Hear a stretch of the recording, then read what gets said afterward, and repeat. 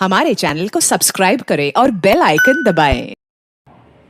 अमृत के बरसे बदरिया, काशी के नगरिया।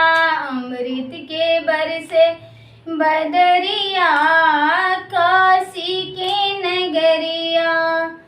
रामा जी आए संग लक्ष्मण जी आए, रामा जी आए संग लक्ष्मण जी आए। सीता के बाजे पहलिया, काशी के नगरिया। सीता के बाजे पहलिया, काशी के नगरिया। अमृत के बरसे बदरिया, काशी के नगरिया। अमृत के बरसे बदरिया, काशी के नगरिया। ब्रह्मा जी आए संग विष्णु जी आए, ब्रह्मा जी आए संग विष्णु जी आए। लक्ष्मी के बाजे पहलिया, काशी के नगरिया। लक्ष्मी के बाजे पहलिया, काशी के नगरिया।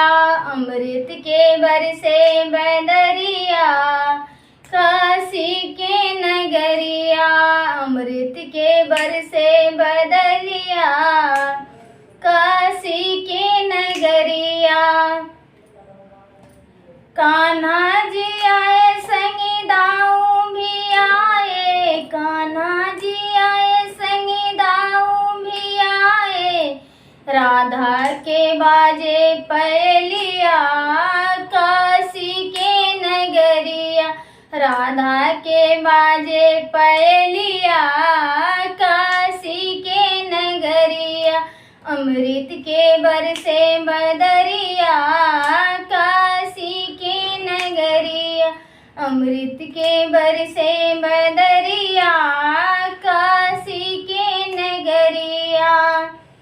गणपति जी आए संग कार्तिक भी आए, गणपति भी आए संग कार्तिक भी आए। रिद्धि सिद्धि के बाजे पहलिया, काशी के नगरिया। रिद्धि सिद्धि के बाजे पहलिया, काशी के नगरिया। अमृत के बरसे बदरिया, काशी के नगरिया। अमृत के बरसे बदरिया, काशी के नगरिया। For more updates, subscribe to our channel, click the show links and enjoy watching the videos.